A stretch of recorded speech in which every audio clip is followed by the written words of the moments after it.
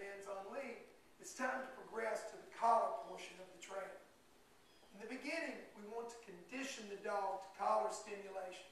That is, we want to teach the dog to associate the collar stimulation with a known command.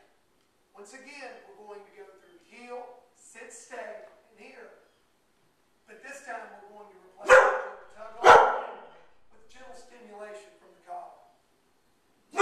We have found in our training that it's best if we start to stimulate the dog with a sit command. Once again, we begin by walking the dog at our side on lead at heel. Good girl.